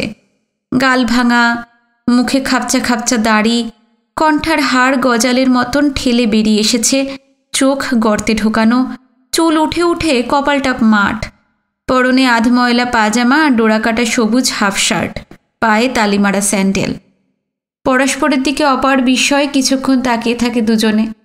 বিনুকে দেখতে দেখতে যুগলের পা থেকে মাথা পর্যন্ত বিদ্যুৎ খেলে যায়। আনন্দে উত্তেজনায় সে চেঁচিয়ে ওঠে, আরে আমাকে ছোটো বাবু না? হ্যাঁ, তোমাকে সর্দির বাড়ি দেখব আমি তো ভাবতেই পারিনি। কাছেই থাকো নাকি? কথাগুলো যেন কানেই যায় না যুগলের। গভীর আবেগ তার উপর ভর করে বসেছে। শিশুর মতো দুই হাত ঝাঁকাতে ঝাঁকাতে ঝড়ের গতিতে বলে যায়, কত বছর পর দেখলাম, কি ভালো যে লাগতে আছে। গত বৃহস্পতিবার এই বাড়িতে আসছিলাম, কই ছোটো দিদিরা তো কয় নাই আপনি পাকিস্তান থেকে ইন্ডিয়া চলে আসছেন। বিনু সবে কালই এসেছে। রাজদিয়া থেকে চিঠি লিখে জানিয়েছিল আসছে, কিন্তু সেসব চিঠি আমরা পাইনি। তোমাকে খবর দেব কি করে বলো? হ্যাঁ ঠিকই, ওই প্রার্থিকা আসনের আগে রাইজদা গিয়া যেদিন আপনাগুলোকে দেখা করলাম, তখনই কইছিলাম পাকিস্তানে থাকুন চাইব না, হয় খুন করব, নইলে বাড়ি ঘরে আগুন লাগাইয়া বর্ষের মাইয়া উঠাইয়া লইয়া খাদাইয়া দিব। মনে আছে? যুগল লেখাপড়া শেখেনি, অক্ষর পরিচয়হীন, কিন্তু দূরদর্শী। পাকিস্তানে কি ঘটতে পারে ভবিষ্যতে সেই চেহারাটা তার কাছে বহুকাল আগেই স্পষ্ট হয়ে গিয়েছিল। হ্যাঁ মনে আছে সবই। অনেক আগেই আপনি গো চইলে আসন উচিত ছিল ছোটবাবু। ছোটবাবু, বড় কর্তা, দুই ঠাউর মা তেনারা কই? ছোটো দিদি উনাগো ডাইকা আনেন, কতকাল পর দেখা হইব, সেবা দিতে পারুম। আমারে কি ভালাটাই না বাঁচতেন। বিনু বলল, দাদুরা আসেননি কেন? হেমনাথদের রাজদিয়া ছেড়ে না আসার কারণটা সংক্ষেপে জানিয়ে দেয় বিনু। যুগলকে বিচলিত দেখায়, ভীষণ চিন্তাগ্রস্ত। অধীরভাবে মাথা ঝাঁকিয়ে বললে, এইটা কিলাম ঠিক হয় নাই ছোটবাবু। বড় কর্তায় এত জ্ঞানী, পেটে কত বিদ্যা, অত বুঝমান হইয়া বুঝলেন না? দিনকাল আর আগের লেখার নাই। 10-20 জন বাদ দিলে পাকিস্তানের মানুষ অন্য কিসিমের হইয়া গেছে। এখন সময় আছে ছোটবাবু, যেমন কইরা পারেন বড় কর্তারে লইয়া আসেন। কোন দিন কি যে বিপদ ঘইটা যাইব, বাকি যেমন কাইন্দা কুল পাইবেন না। হেমনাথ যে কতখানি জেদি, কতখানি একরোখা, বিনুর চেয়ে আর কে ভালো জানে। অনেক বুঝিয়েছে তাকে, কিন্তু অবুঝ গোঁ থেকে তাকে নড়ানো যায়নি। কিন্তু এইসব আদৌ বুঝতে চাইবে না যুগল। তার কাছে পাকিস্তান হলো নৃশংস এক বদ্ধভূমি, কসাইখানা, যেখানে তিলমাত্র নিরাপত্তা নেই। যত তাড়াতাড়ি সম্ভব যে কোনো উপায়ে সীমান্তের এই পারে চলে আসা দরকার। বিনু বলল, দেখি কি করা যায়। হঠাৎ খেয়াল হলো দাঁড়িয়ে দাঁড়িয়ে এক নাগাড়ে কথা বলে যাচ্ছে যুগল। ব্যস্তভাবে তাকে বসতে বলল। যুগল বাঁ হাঁটু দুমড়ে ডান পাটা অনেকখানি ছড়িয়ে খুব কষ্টে সৃষ্টে মেঝেতে বসে পড়ল। দাঁতে দাঁত চেপে কি এক যন্ত্রণা সামলাতে চাইছে। এ কি, নিচে কেন? সোফায় উঠে বসো। বড় কর্তাই হইল আমার পুরাণ মনিব, তেনার নাতিন জামাইয়ের সম্মুখে কি চেয়ারে বইতে পারি? হিরণ চুপচাপ বসেছিল, এবার বলল, আমিও কতদিন বলেছি যে নিচে বসো না, কিন্তু কে কার কথা শোনে? কি ওর মাথায় ঢুকেছে কে জানে। চেয়ারে কি সোফায় বসলে আমাদের সম্মান নাকি নষ্ট হবে? এই নিয়ে কথা বাড়ানো বৃথা। হঠাৎ বিনুর চোখ পড়ল ডান পাটা টান করার জন্য যুগলের পাজামা উড়ুর ওপর উঠে গেছে। গোড়ালি থেকে উড়ুর আধা আধি অবধি মস্ত ব্যান্ডেজ। চমকে ওঠে সে। কি হয়েছে তোমার পায়ে? তেমন কিছু না, সমুদ্রের পুতরা সরকি চালাইয়া পাখানারে এফোর ওফোর কইরা ফেলাইছিল। কারা? কাদের কথা বলছো? যুগল জানায় দেশভাগের পর এপারে এসে বেশ কয়েক মাস তারা শিয়ালদা স্টেশনে ঘাড় গুঁজে পড়েছিল। তারপর তাদের নিয়ে যাওয়া হয় রিফিউজি ক্যাম্পে। খুব মোলায়েম করে সেগুলোর নাম দেওয়া হয়েছে শরণার্থী শিবির। কিন্তু ক্যাম্পগুলোর অবস্থা এমন, মানুষ দূরের কথা পোকামাকড়ও থাকতে পারে না। যুগল বলতে লাগলো, শোনা শুন কানে আসতে লাগলো, আমাগো সাইড পাশের ক্যাম্পগুলান থিকা মেলা রিফিউজ ফাঁকা জমিন বিশ্রাইয়া বাই কইরা বইসা পড়ছে। সমস্ত জনম কি কুত্তা বিলাইয়ের লাখান ক্যাম্পে পইরা পইরা মরুম? জান থাকতে না আমাগো ক্যাম্পের মানুষগুলাও হাত পা কোলে কইরা শুইয়া রইল না। ভোরে উঠা সাউরগা মুখে দিয়া বাইর হই, ফিরি সন্ধ্যার আন্ধার নামলে ঘুইরা ঘুইরা শেষ ম্যাশ একখান জমিন পাইয়া গেলাম, লগে লগে দখল কইরা ঘর তুললাম। কিন্তু নিশ্চিন্ত হবার কি জো আছে? উদ্বাস্তুদের জীবনে নিরঙ্কুশ সুখভোগ বলে কিছু নেই। জমির মালিক তার মালিকানা ছাড়বে কেন? প্রথমে ভালোই ভালোই উঠে যেতে বলল, কাজ না হওয়ায় শুরু হলো শাসানি, নিরন্তর হুমকি। কিন্তু যুগলরা অনড়। জমিদারের হাতে অঢেল টাকা, প্রচুর গুন্ডা, রকমারি মারণাস্ত্র। এইবার তারা পাঠাতে লাগলো হানাদারের দঙ্গল। রাতের আঁধারে আততায়ীরা মশাল জ্বালিয়ে রেড়ে করে দিগদিগন্ত কাঁপিয়ে ঝাঁপিয়ে পড়তে লাগলো। আগুন লাগিয়ে পুড়িয়ে ঝুরিয়ে খুন করে যুগলদের উৎখাত করে দেবে। পাকিস্তানে যেমনটা চলছে অবিকল তাই। কিন্তু যুগলরা চায় না আবার ক্যাম্পে ফিরতে, চায় না নতুন করে উদ্বাস্তু হতে। ততদিনে তারা আশেপাশের বাঁশ ঝাড় আর সুপারি বন কেটে বানিয়ে নিয়েছে ট্যাটা সরকি, লেজা লাঠি এবং নানা আদিম অস্ত্রশস্ত্র। গড়ে তুলেছে প্রতিরোধ বাহিনী। হানাদারদের বিরুদ্ধে তারা রুখে দাঁড়াতে লাগলো। তেমনি এক নৈশ যুদ্ধে সরকির ফলা আমুল তার উড়ু থেকে পায়ের গোছ পর্যন্ত ঢুকে যায়। এক রোমাঞ্চকর কাহিনী শুনছিল বিনু, শিহরণ জাগানো। তাদের সেই যুগল যে একদিন রাজদিয়ায় হেমনাথের বাড়ি কামলা খাটতে এসেছিল। পূর্ব বাংলার খাল, বিল, নদী, এমনি অজস্র জলধারা, জলতলের অপার রহস্য, মাছ, পাখি, শাপলা, শালুক, পাটক্ষেত, ধানবন, ভুবনচূড়া বিপুল আকাশ যাকে সারাক্ষণ আচ্ছন্ন করে রাখত, সে কিনা সীমান্তের এপারে এসে এমন তুমুল দুঃসাহসিক কাণ্ড বাঁধিয়ে বসেছে। দেওয়াল ঘড়িতে সুরেলা আওয়াজ করে 2টো বাজল। বিনু চকিত হয়ে উঠল। যুগল সম্পর্কে আরও কত কি যে জানতে ইচ্ছা করছিল, কত অফুরান কৌতূহল যে সে উস্কে দিয়েছে। কিন্তু এখন আর হাতে সময় নেই, যথেষ্ট দেরি হয়ে গেছে। উঠে পড়ার আগে সেই পুরনো প্রশ্নটা একটু ঘুরিয়ে ফের করল, তোমাদের সেই জবরদখল জায়গাটা কি খুব কাছে? না ছোটবাবু, মেলা দূরে। এই আগরপাড়ার নাম নি শুনছেন? না, সেটা কোথায়? শিয়ালদা থিকা রেলে কইরা যাইতে হয়। স্টেশনের লাইমা খাড়াখাড়ি মাইল 2 পূবের দিকে হাঁটলে আমাগো জাগা খান। নাম হইল মুকুন্দপুর। তোমরা অত দূরে থাকো? ছর্দিদের বাড়ি চিনলে কি করে? এই প্রশ্নটার জবাব দেয় হিরণ। ক্যাম্পবেল হাসপাতালে কিছুদিন আগে তারা কলিগ ভীষণ অসুস্থ হয়ে ভর্তি হয়েছিল। প্রায় সে ভিজিটিং আওয়ার্সের সহকর্মীটিকে দেখতে যেত। হাসপাতালের গেটের কাছে আচমকা যুগলের সঙ্গে দেখা।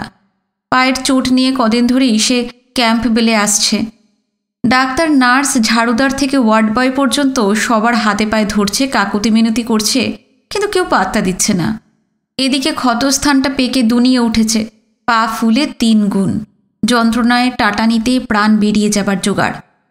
ঢাকুরিয়া লেকের ধারে মিলিটারি হাসপাতালে হিরণের এক বন্ধু ডাক্তার। সে যুগলকে তার কাছে নিয়ে আসে। বন্ধুটি খুব যত্ন করে যুগলের চিকিৎসা শুরু করে। ফি বৃহস্পতিবার মুকুন্দপুর থেকে এসে পা দেখিয়ে ড্রেস করায় যুগল। হিরণদের ঠিকানা আগেই জেনে নিয়েছিল। ড্রেসিংয়ের পর সোজা এখানে চলে আসে। সারাটা দুপুর কাটিয়ে বেলা পড়লে ফিরে যায়। যুগল বলল, এইবার বুঝলেন তো কেমন কইরা এই বাড়ির দিশা পাইছি? ছোটো জামাইবাবুর লগে হেই দিন ক্যাম্পেলে দেখা না হইলে নির্যাস মইরা যাইতাম। খানিক নীরবতা। তারপর যুগল জিজ্ঞেস করে, অহন ছোটো দিদির বাড়িতেই তো থাকবেন? হ্যাঁ, কিছুদিন তো আছি, তারপর দেখা যাক। একদিন আপনারে আমাকে মুকুন্দপুরে লইয়া যাবো, যাইবেন তো ছোটবাবু? হ্যাঁ হ্যাঁ, নিশ্চয়ই যাব। এইখানে গেলে চিনা জানা মেলা মানুষের লগে দেখা হইব। আমাগো রাইস দিয়ার 10 ঘর পাইবেন। হ্যাঁ সারা রসুইনা, তাজপুর, গিরিগুঞ্জ, ইনামগুঞ্জের মানুষও আছে। এরা কারা, কি নাম? অহন কিচ্ছু কমু না, মুকুন্দপুরে গেলে নিজের চোখে দেখতে পাইবেন। আচ্ছা ঠিক আছে। আমি খালি বেজর বেজর কইরা যাইতাছি, আপনার কথা কিছুই তো শোনা হইল না। দেশটিকা একাই নিয়ে আইছেন নাকি রাইস দিয়ার আরও কেউ কেউ লগে আইছিল? বিনুর খানিক দ্বিধা হলো। ঝিনুকের কথা বলা কি ঠিক হবে? তার সেই খবরটা কি যুগল পেয়ে গেছে? সুধাদের বাড়ি যখন তার নিয়মিত যাতায়াত, পেলেও পেতে পারে। যদি নাও পায়, বিশ্বব্রহ্মাণ্ডের সবাই যখন জেনে গেছে, তখন বাড়তি একজন জানলে সর্বনাশের মাত্রা নতুন করে আর কতটা বাড়বে? না, একা আসেনি, ঝিনুকও আমার সঙ্গে এসেছে। কই ঝিনুক বইনে কই? তেনারে লইয়া আসেন, কত বৎসর দেখি নাই। না না, ঝিনুক এখানে নেই, কাল বড়দির বাড়ি এসেছিলাম, সেখানেই আছে। বড় দিদি আর বড় জামাইবাবু বড় ভালা, কিন্তু দিদির শাওরির সাই দিমাক রোখা চোখা। একবার ছোট দিদির কাছ থেকে ঠিকানা লইয়া এইখানে গেছিলাম, রিফিউজ বইলা বাড়ির ভিতরে ঢুকতেই দিল না, দুয়ার থেকে খেদাইয়া দিল। বড় দিদি আর বড় জামাইবাবু মুখ কালা কইরা খাড়াইয়া রইল। ঝিনুক বইন রে ওইখানে রাইখেন না, পোলাপান কাল থিকা তো দেখছি জব্বর অভিমান। দুঃসংবাদটা যুগল পেয়েছে কিনা সঠিক বোঝা গেল না। বিনু বলল, হ্যাঁ, আজই ওকে এখানে নিয়ে আসবো। খুব ভালা, পরের বৃহস্পতিবার যখন আসুম ঝিনুক বইনের লগে দেখা হইব। আস্তে করে মাথাটা হেলিয়ে দিল বিনু। তার পেছনে পেছনে সুধা, হিরণ আর যুগল। সুধা বলল, আর বেশি দেরি করিস না। না না, আমি সন্ধ্যের আগে চলে আসব। আপনাকে পরের বৃহস্পতিবারে কিলাম আমাকে মুকুন্দপুরে নিয়ে যাবো। বিনু উত্তর দিল না। একতলায় সদর দরজা পর্যন্ত এসে সুধা আর যুগল দাঁড়িয়ে পড়ে। হিরণ কিন্তু বিনুর সঙ্গ ছাড়ে না। হিরণের উদ্দেশ্যটা আঁচ করে নিয়েছিল বিনু। কুণ্ঠিতভাবে বলে, আপনি কোথায় যাচ্ছেন? চলোই না। জ্বর গায়ে আমার সঙ্গে আর যেতে হবে না, বাড়ি গিয়ে আপনি শুয়ে থাকুন। জবাব না দিয়ে পাশাপাশি হাঁটতে থাকে হিরণ। বাড়ি থেকে খানিকটা যাবার পর হঠাৎই একতাড়া নোট বার করে বিনুর পকেটে ঠেসে ঠেসে ভরতে থাকে।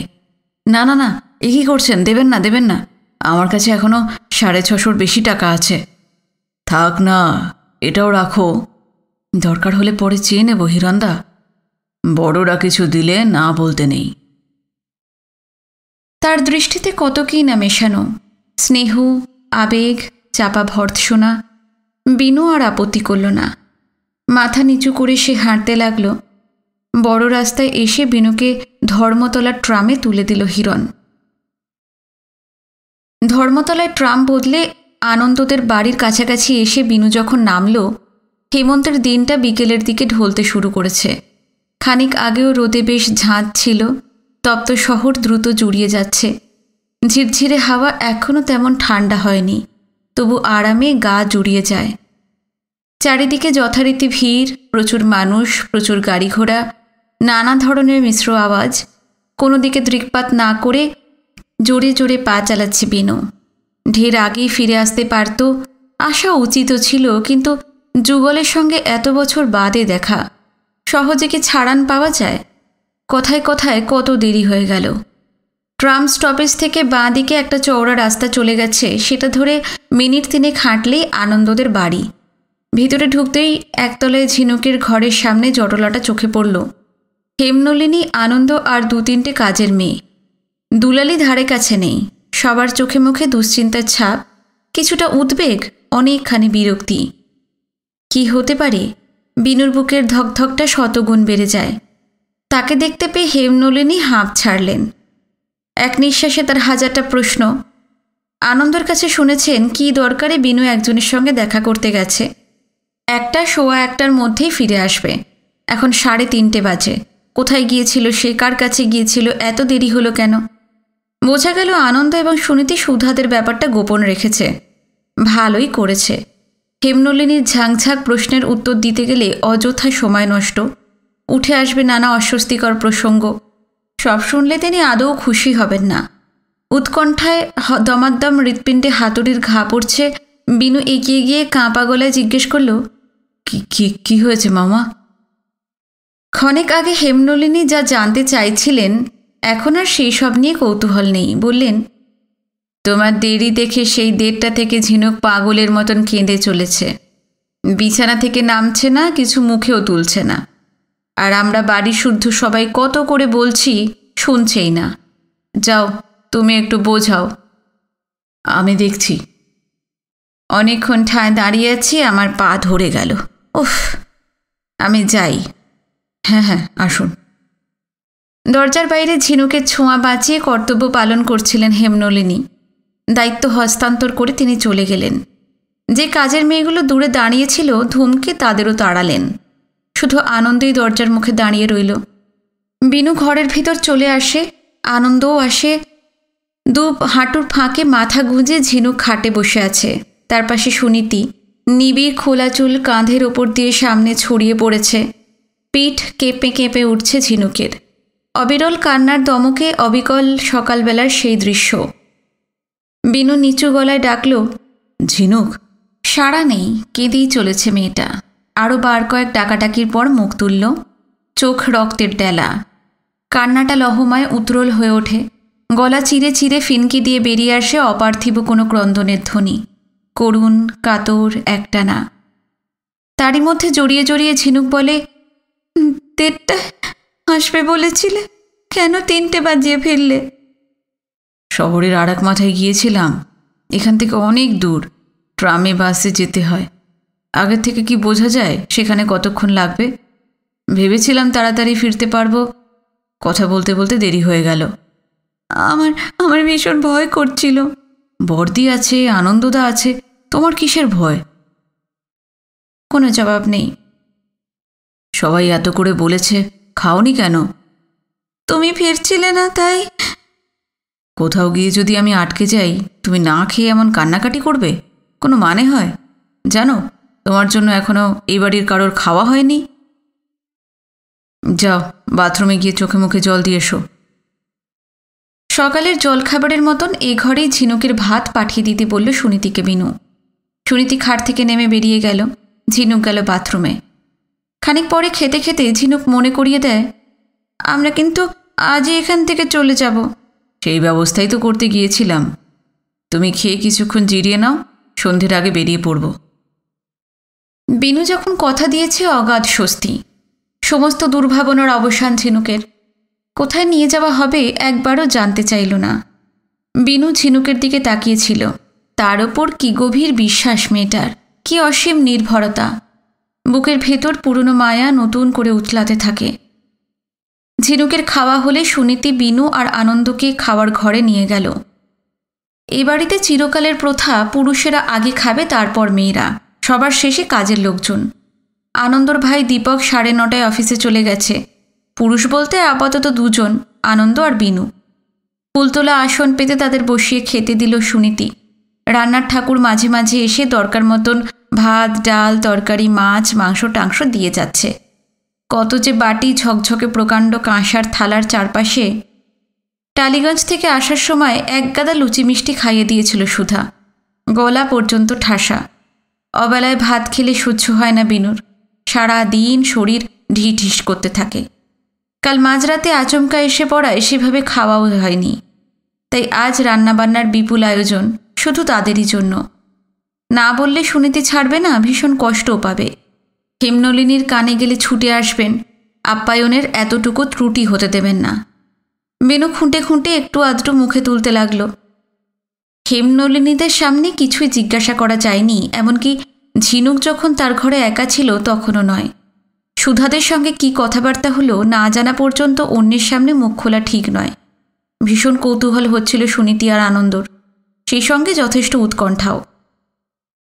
সুনীতি ভাইয়ের দিকে ফিরে নিচু গলায় জিজ্ঞেস করল, এই বিনু, ওখানে কি হলো রে? কিরণের সঙ্গে কথা হয়েছে? হ্যাঁ, হয়েছে। কি বলল ওরা? রাজি? হ্যাঁ। কি কথা হলো বলবি তো? সেই 9:30টায় বেরিয়েছে। হাতিবাগান বাজার ঘুরিয়ে টালিগঞ্জ পর্যন্ত ছোটা, ফিরে আসা। সমস্ত দিনই প্রায় দৌড়ের মধ্যেই কেটেছে। সারা শরীর জুড়ে অবসাদ, ক্লান্তি। খানিক পরে ফের বেরুতে হবে। কথা বলার মতো যথেষ্ট উদ্যম বা শক্তি তেমন আর অবশিষ্ট নেই। তবু সব জানাতে হলো। অনেকক্ষণ পর বিষাদ মাখা গলায় সুনীতি বলল, আমরা তো পারলাম না, তোরা সুধাদের কাছে গিয়েই থাক। আজ হিরণদাদের বাড়িতে কার সঙ্গে দেখা হয়েছে জানিস বর্দি? কার সঙ্গে বল না। আর কি করে বলবো? আমরা কি ওখানে ছিলাম? না এখান থেকে সুধাদের বাড়ির ভিতর পর্যন্ত দেখা যায়? আমাদের সেই রাজদিয়ার যুগল এসেছিল। কত বছর পর দেখা। শুনেছি যুগল সুধাদের বাড়ি মাঝে মাঝেই আসে। ওরা মুকুন্দরপুর বলে একটা জায়গায় ফাঁকা জমি দখল করে বাড়িঘর তুলেছে। এই নিয়ে জমি মালিকদের গুন্ডাদের সঙ্গে রোজ হাঙ্গামা লেগেই আছে, সেই সবই বলছিল। জানি, আমাদের এখানেও যুগল একদিন এসেছিল, কিন্তু... সুনীতি হঠাৎ চুপ করে গেল। তার মুখে মলিন ছায়া পড়েছে। বিনু দিদিকে লক্ষ্য করছিল। সুধাদের বাড়িতে যুগলের সেই কথাগুলোই মনে পড়ে গেল। হেমনলিনী তাকে বাড়ির ভিতর ঢুকতে দেননি। দরজা থেকেই পোকামাকড়ের মতন হাঁকিয়ে দিয়েছেন। যুগলের বলার মধ্যে তীব্র অনুযোগ ছিল, ছিল প্রবল আক্ষেপ, হতাশা, রাগ। হেমনলিনীর রূঢ় আচরণের কথা ভেবেই হয়তো থেমে গিয়েছে সুনীতি। যুগল সুধাদের কাছে আসে, অথচ এই বাড়ির দরজা তার কাছে বন্ধ। এটাই সুনীতিকে নতুন করে পীড়া দিচ্ছে। যুগল আর কখনো আসবে না। বিনুরাও চলে যাবে। প্রিয়জনদের সঙ্গে সম্পর্কের সুতোগুলো একে একে ছিঁড়ে যাচ্ছে। বিনু ভাবে তাদের এই বাড়িতে থাকতে দেওয়া গেল না, তাই সুনীতির ভীষণ মন খারাপ। তার ওপর যুগলের প্রসঙ্গটা না তুললেই ভালো হতো। একসময় নিয়ম রক্ষার খাওয়া চুকিয়ে উঠে পড়ল বিনু, সঙ্গে আনন্দ। এই ঘরেরই এক কোণে হাত মুখ ধোয়ার ব্যবস্থা, জলের কল, বেসিন আঁচানো হলে সুনীতি বলল, তোর আনন্দদার সঙ্গে ওপরে যা, ঘণ্টাখানিক ঘুমিয়ে নে, আমি পরে আসছি। দোতলায় উঠে দক্ষিণের সেই ঘরখানার দিকে যেতে যেতে বিনু বলল, আনন্দদা, আমরা আর বেশি দেরি করব না, 5টা, 5:15টার মধ্যেই বেরিয়ে পড়ব।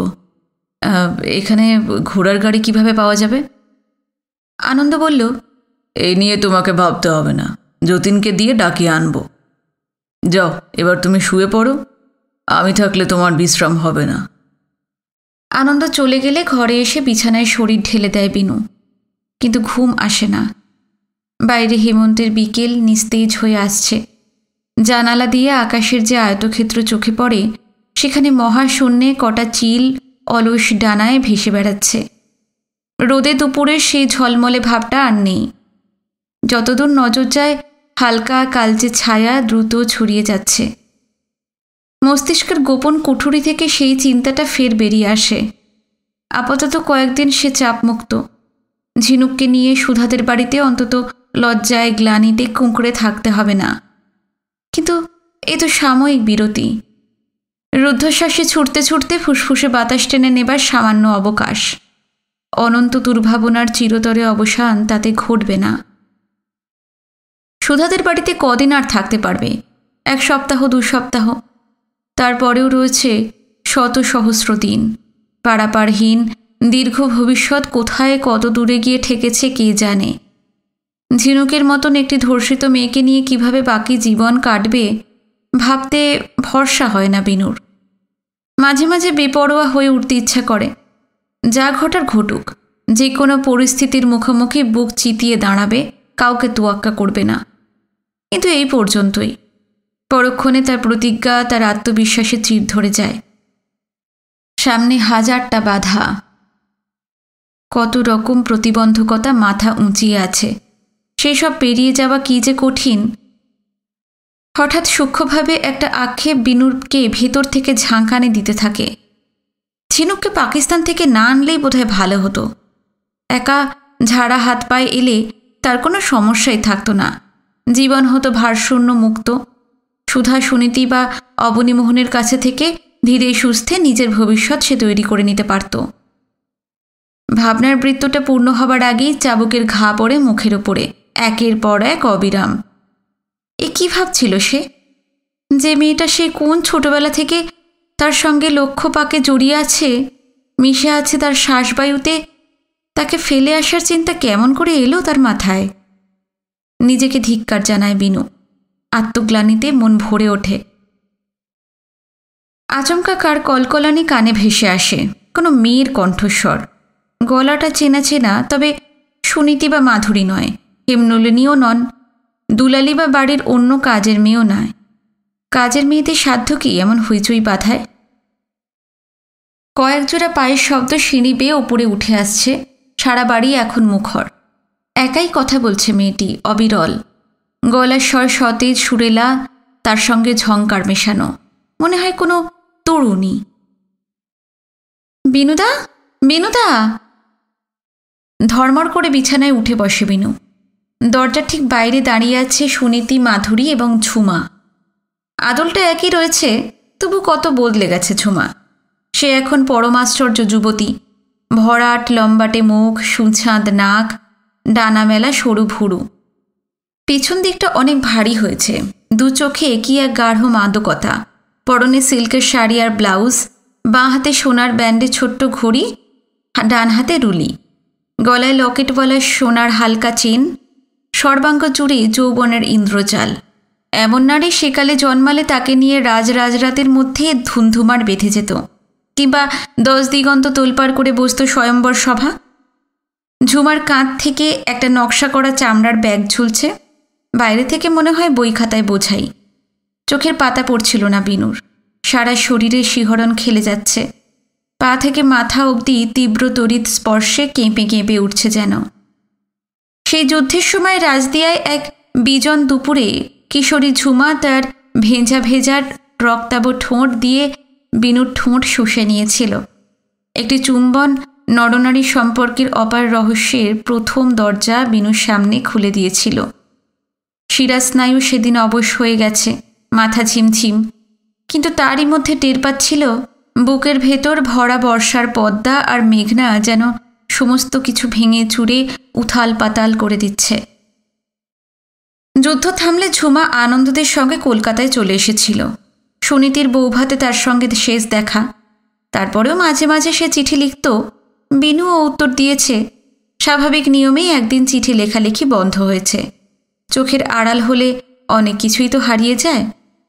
সেই যে ঝুমার সঙ্গে যোগাযোগের সুতোটা ছিঁড়ে গেল, তারপর কত কী না ঘটে গেছে।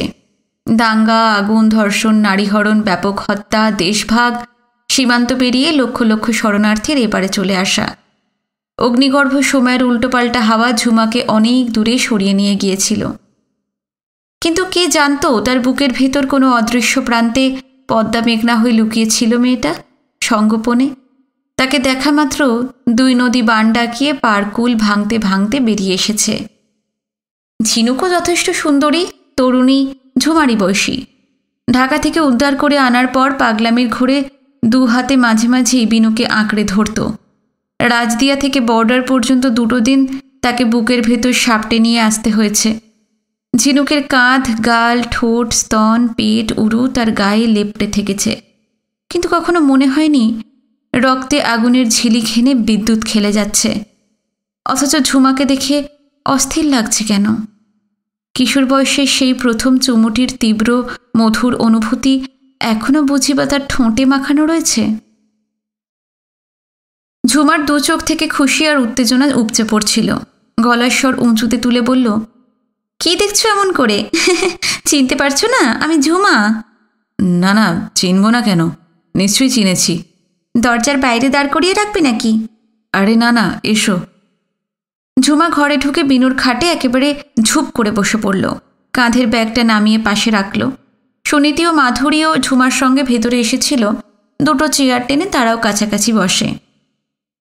আজ সকালে খবর পেলাম তুমি পাকিস্তান থেকে চলে এসেছো। কি যে ভালো লাগছে। ওবেলায় দেখা করতে আসতাম। 10:30 থেকে 2টো অনার্স ক্লাস ছিল। তারপর পরপর পাসের ক্লাস। ফাঁকি মারার উপায় নেই তো, তাই ছুটি হতেই সোজা চলে এসেছি। আমার খবর কে দিল? দিদা কি দরকারে যতীনদাকে মায়ের কাছে পাঠিয়েছিল, সেই বললে। ঝুমা হেমনলিনীর নাতনি, আনন্দর দিদির মেয়ে।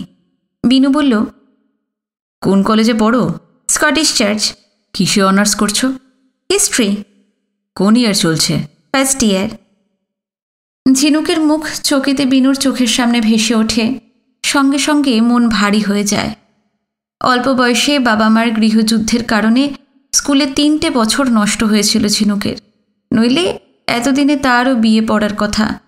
ম্যাট্রিক পাশ করার পর ঢাকায় সেই যে বিপর্যয়টা ঘটে গেল, তারপর ওর পড়াশোনার কথা কেউ আর ভাবেনি, ঝিনুক নিজেও না। ভাবার মতন মনের অবস্থা তখন কি ছিল, নাকি এখনও আছে? ঝুমা বলল, কলকাতায় যখন চলে এসেছ আমার সম্বন্ধে সব জানতে পারবে। হেমদাদু আর 2 দিদিমার কথা বলো। কলকাতায় পৌঁছবার পর আত্মীয় পরিজন যার সঙ্গে দেখা হচ্ছে হেমনাথের সম্পর্কে বলতে হচ্ছে। ঝুমাকেও না বলে পারা গেল না, তবে অনেক কাটছাঁট করে সংক্ষেপে।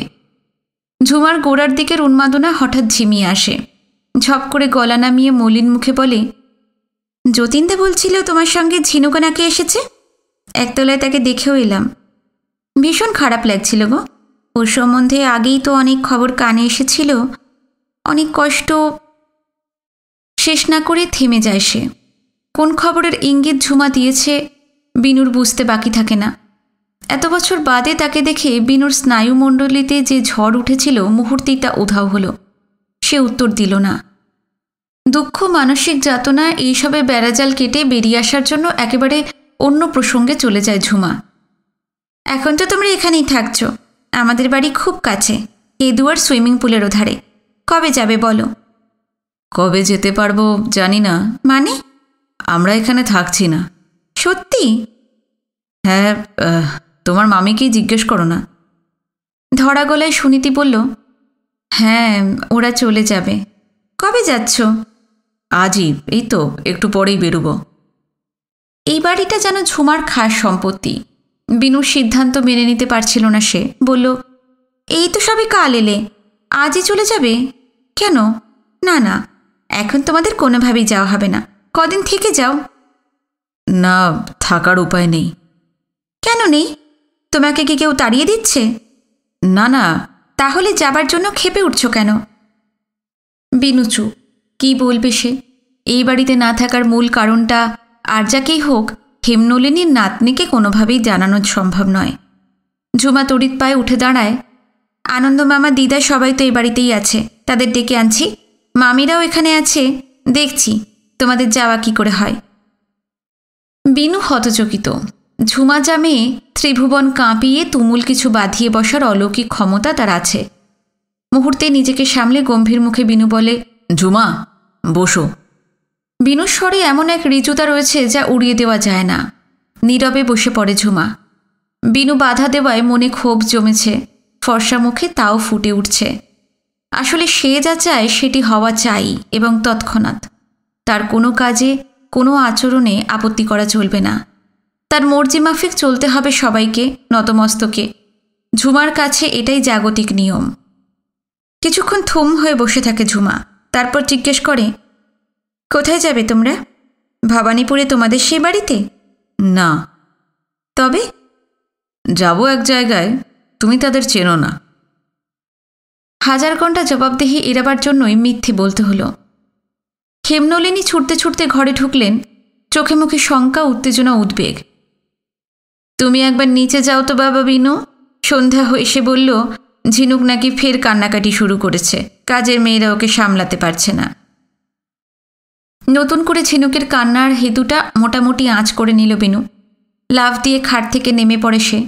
ঝুমারের সঙ্গে আসতে চেয়েছিল, হাতের ইশারা তাদের থামিয়ে দৌড়ে বারান্দা পেরিয়ে সিঁড়ির দিকে চলে গেল।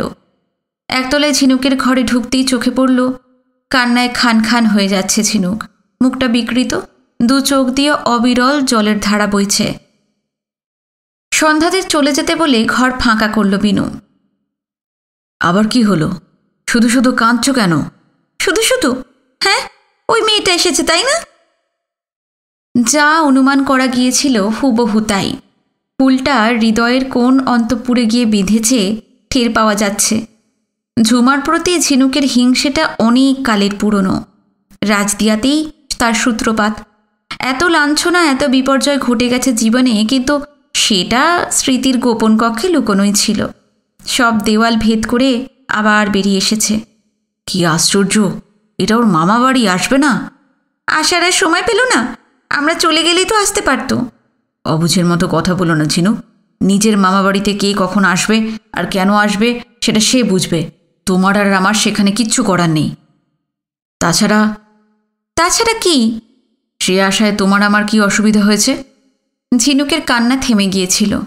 ও ও আমার যাই হোক, তোমার সুবিধে তো 16 আনার জায়গায় 18 আনা। আমাকে ঝিদের হাতে তুলে দিয়ে দোতলায় বসে ঝুমার সঙ্গে কত গল্প, কত হাসাহাসি, হাহা হিহি। এ কি অদ্ভুত কথা! হাহা হিহি গল্প, এসব কি বলছো তুমি ঝিনুক? মনে করেছো আমি নিচে আছি বলে কিছু টের পাই না? তুমি কি করো না করো সব বুঝতে পারি। এত দিন পর ঝুমার সঙ্গে দেখা, পাকিস্তানের কথা জানতে চাইছিল, দাদু দিদাদের কথা জিজ্ঞেস করছিল, আমি সেসবই বলছিলাম। একে কি গল্প করা বলে না হাহাহি করা বলে? বর্দি মাধুরীদি সামনেই তো বসেছিল, বিশ্বাস না হলে তাদের জিজ্ঞেস করতে পারো। আমার কোনো সাক্ষীর দরকার নেই। আমাদের যাবার কি হলো সেটা বলো, আমি আর 1 মিনিটও এখানে থাকবো না। ঠিক আছে, চোখ মুখ ধুয়ে রেডি হয়ে নাও, আমি ওপর থেকে আসছি। মোটেও দেরি করবে না। কথায় স্পষ্ট ইঙ্গিত। তার চোখের আড়ালে বিনু ঝুমার সংস্পর্শে এক লহমাও থাকুক আদৌ তা সে চায় না। এতদিন ঝিনুক ছিল সদা ত্রস্ত, আতঙ্ক লজ্জা সংকোচ ছিল তার সর্বক্ষণের সঙ্গী। সেই সবের সঙ্গে নতুন উপসর্গ যোগ হল ঈর্ষা। জট ক্রমশ বাড়ছে। একই শহরে যখন ঝুমা রয়েছে সেগুলো আরও বাড়বে। এই মেয়েকে কিভাবে সামলাবে বিনু? হেমনলিনী জিজ্ঞেস করলেন, ঝিনুক শান্ত হয়েছে? হ্যাঁ। কি হয়েছিল ওর? কিছু না, অনেকক্ষণ আমাকে দেখেনি তাই অস্থির হয়ে পড়েছিল। এই মেয়েকে নিয়ে তোমার অনেক ভোগান্তি আছে কিন্তু বিনু। মানসিক দিক থেকে মেয়েটা ভীষণ ধাক্কা খেয়েছে। আর এই কলকাতায় তো কাউকেই চেনে না। বর্দিকেও রাজদিয়ায় অল্প বয়সে দেখেছে। আমি বেশিক্ষণ কাছে না থাকলে ও ভীষণ ভয় পেয়ে যায়। হেমনলিনী হয়তো আরও কিছু বলার ছিল, কিন্তু কি ভেবে বললেন না। বিনুও অনেকক্ষণ চুপ করে থাকে, তারপর বলে, মাইমা, আপনাকে একটা কথা বলার ছিল। কি কথা বাবা? আমরা আজ এখান থেকে চলে যাব। সে কি? হ্যাঁ মাইমা। আমি তো বলেছিলাম তোমার বাবা যতদিন না ফিরে আসছেন এখানেই থাকো। না মাইমা, আমাদের যেতে হবে। ঠিক আছে, তাহলে আর কি করে আটকাবো? বিনু সুনীতির দিকে ফেরে। দিদি, ওবেলা আনন্দদা যে নতুন জামা কাপড়গুলো কিনে দিল। হ্যাঁ হ্যাঁ, সব গুছিয়ে রেখেছি, নিয়ে আসছি। বিনু এবার আনন্দর দিকে তাকায়। আমাদের ঘোড়ার গাড়ির ব্যবস্থা করে দেবেন বলেছিলেন। হ্যাঁ, আমি যতীনকে পাঠাচ্ছি। আনন্দও বেরিয়ে যায়। ঘরের ভেতর অন্তহীন নৈশব্দ। যে ঝুমার মুখে সারাক্ষণ খই ফোটে, অন্য কাউকে কথা বলার সুযোগই দেয় না, তার কলকলানি পর্যন্ত থেমে গেছে। 2-3 মিনিট আগে পরে সুনীতি আর আনন্দ ফিরে এলো। সুনীতির হাতে একটা চামড়ার বড় সুটকেস। বলল, এটার ভেতর তোদের ধুতি শাড়ি টাড়ি আছে। আনন্দ জানায় যতীন ঘোড়ার গাড়ি ডেকে এনেছে, রাস্তায় সেটা দাঁড়িয়ে আছে। খাট থেকে নেমে হেমনলিনীকে প্রণাম করে বিনু বলল, চলি মাইমা। সুনীতির হাত থেকে সুটকেসটা নিতে যাচ্ছিল, কিন্তু আনন্দ নিতে দিল না, নিজের হাতেই ঝুলিয়ে নিল। বিনু ঘরের বাইরে এসে বারান্দা ধরে সিঁড়ির দিকে এগোয়, তার পেছনে বাকি সবাই। নিষ্প্রাণ কটি পাথরের পুতুল তাকে অনুসরণ করছে। এই বাড়িতে বিনুর শেষ আশা সুনীতির বউ ভাতে। সারা বাড়ি জুড়ে সেদিন উৎসবের মাতন, অজস্র আলো শতধারায় ছড়িয়ে পড়ছিল। অবিরাম বাজছিল সানাই, কত যে ফুল গোলাপ। সেদিন কি আদর যত্ন বিনুদের, কত খাতির। হেমনলিনী মুহুর্মুহু খোঁজ নিচ্ছিলেন আপ্যায়নে কোনো রকম ত্রুটি ঘটছে কিনা। বৌভাতের পর আরও কটা দিন থেকে যাবার জন্য সে কি স্বনির্বন্ধ অনুরোধ তার। হেমনাথের হাত ধরে কত কাকুতি মিনতি। আর আজ ঝিনুককে সঙ্গে না নিয়ে এলে নিশ্চয়ই সব অন্যরকম হতো। হেমনলিনী কিছুতেই তাকে এভাবে চলে যেতে দিতেন না। বিষাদময় আবহাওয়ায় এই নিরানন্দ বিদায় বিনুকে ভীষণ পীড়া দিচ্ছে কি? কোনো রকম আক্ষেপ? উত্তরটা সারাক্ষণ নিজের মধ্যেই প্রস্তুত থাকে, না, তিল মাত্রও না। প্রিয় নারীটিকে চূড়ান্ত ঝুঁকি নিয়ে হননকারীদের কাছ থেকে আড়াল করে করে এত দূরে নিয়ে এসেছে। তার জন্য যে কোনো কষ্ট ভোগ করতে সে তৈরি, যে কোনো পরিস্থিতির সামনে দাঁড়াতেও। ঝিনুকের জন্য বুকের ভেতরটা আবেগে মায়ায় নতুন করে ফের উত্রল হয়ে উঠল। ঝিনুক শাড়ি ঠিকঠাক করে চুল আঁচড়ে বসেছিল। তাকে ডেকে নিয়ে এলো সুনীতি। কোনো দিকে দৃকপাত না করে, কারোর সঙ্গে একটা কথাও না বলে বিনুর পাশে পাশে হাঁটতে হাঁটতে রাস্তায় এসে গাড়িতে উঠে বসে। উল্টো দিকের জানালার বাইরে মুখ ফিরিয়ে থাকে। বিনুও উঠে পড়ে। আনন্দরা সঙ্গে এসেছিল। সেই সুটকেসটা গাড়িতে তুলে দিয়ে কাঠের পলকা দরজা বন্ধ করে দেয়। হেমনলিনী বললেন, সময় পেলেই চলে এসো কিন্তু বিনু। আমন্ত্রণটা শুধু বিনুকেই। মাত্র কয়েক হাত দূরে ঝিনুককে তিনি যেন দেখতেই পাচ্ছেন না। ঝুমা বুঝে উঠতে পারছিল না এইভাবে বিনুদের চলে যাবার কি অর্থ। কোথাও বুঝি একটা গোলমাল আছে। যেমনটা হওয়ার কথা তেমনটা ঠিক হচ্ছে না। সব কেমন অস্বাভাবিক। আত্মীয় স্বজন এলে খুশির হাওয়া বয়ে যাবার কথা, তা নয়। পরিবেশটা কেমন দমচাপা, গুমট গুমট। চুলবুলে যে তরুণী সারাক্ষণ বাতাসে উঠতে থাকে, কলরোলে মুখর করে রাখে চতুর্দিক, আচমকা সে হতভম্ব হয়ে গেছে। ঈষৎ ভারী গলায় ঝুমা বলল, তোমার সঙ্গে আর দেখা হবে না বিনুদা? হেমনলিনী নাতনির দিকে তাকিয়ে ভ্রুকুটি করলেন, তবে কিছু বললেন না। ঝুমাকে দেখার পর যে তড়িৎ প্রবাহের সৃষ্টি হয়েছিল পুরোপুরি তা স্তিমিত হয়ে যায়নি। অল্প হেসে বিনু বলল, একই শহরে থাকবো, হয়তো কখনো দেখা হয়ে যাবে। গোল টুপি পরা মুসলমান কচুয়ান গাড়ির মাথায় চাবুক হাতে বসেছিল। আনন্দ তাকে বলল, বাবুদের ঠিক মতো পৌঁছে দিও। জি সাব। ঘোড়ার গাড়ির বাহন অধৈর্য পায়ে পা ঠুকছিল। পিঠে চাবুকের ঘা পড়তেই দৌড় শুরু করল। হেমনলিনীর কাছে আগেই বিদায় নিয়েছিল বিনু। সামান্য হাত নেড়ে বাকিদের বলল, বরদীপ, আনন্দদা, ঝুমা, মাধুরীদি, আমরা চললাম। পিচের রাস্তায় অশ্বক্ষুরের ধ্বনি ক্রমশ দূরে সরে যেতে থাকে। আজকের পর্ব আপনাদের কেমন লাগলো জানাতে কিন্তু ভুলবেন না। কমেন্ট করবেন, ভিডিওতে লাইক দেবেন, শেয়ার করবেন। আর যারা নতুন এসেছেন চ্যানেলটি প্লিজ সাবস্ক্রাইব করে রাখবেন। আজ এই পর্যন্তই। পরবর্তী পর্ব নিয়ে খুব শিগগিরই ফিরে আসছি আপনাদের কাছে। নমস্কার, সবাই খুব ভালো থাকবেন, সুস্থ থাকবেন।